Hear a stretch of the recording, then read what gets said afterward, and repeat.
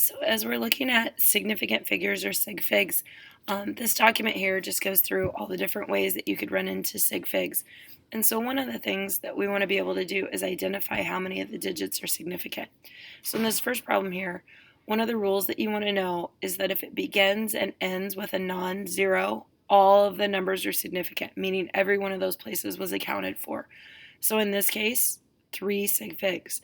We could look down at this one. Notice that there's no zero in it, so both of those guys count, 2. Okay. The next one down here, you start with a non-zero, end with a non-zero. Everything gets counted up, so there's 7. So anytime you're starting with a non-zero and ending with a non-zero, all of those numbers are significant and they all count. Okay.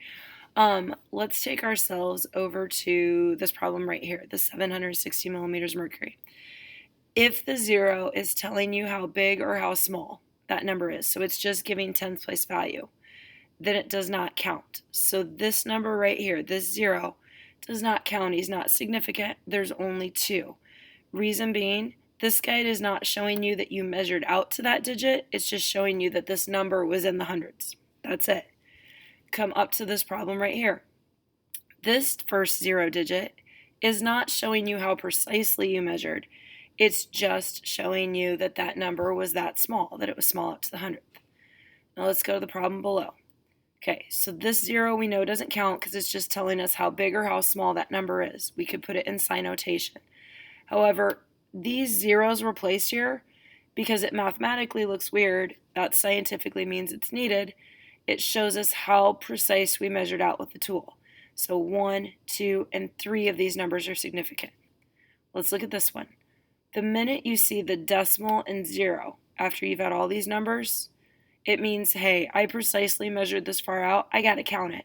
So 1, 2, 3, 4, and 5. Okay, so looking for sig figs, all non-zero numbers count.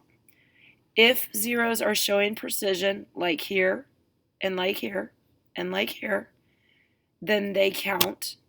If the zeros are showing us how big or how small the number is, like here, these two do not count.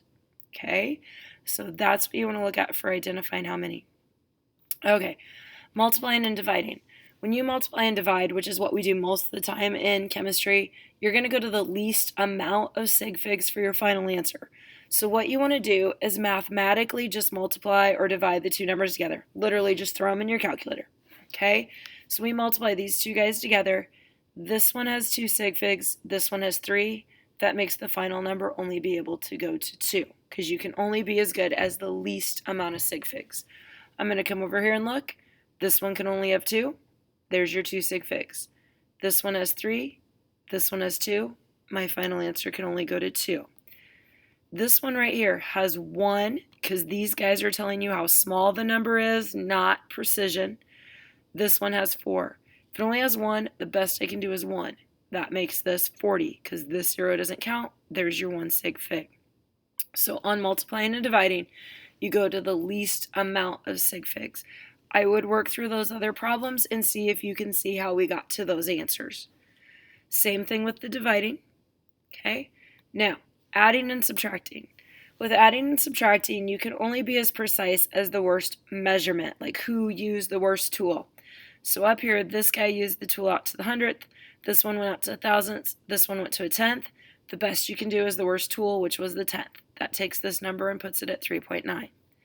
This one had 1, 2, 1, 2, 1, 2, 3, 4 places after a decimal. Not amount of sig figs. Precision, the best you can do is 2. So I'd go 1, 2, the 9 bumps up. You get 106.89 and then grams. So you want to look through these addition and subtraction ones and look and see if it makes sense to you where we got that final answer. Okay, if you have any other questions, please make sure you're letting me know before tomorrow.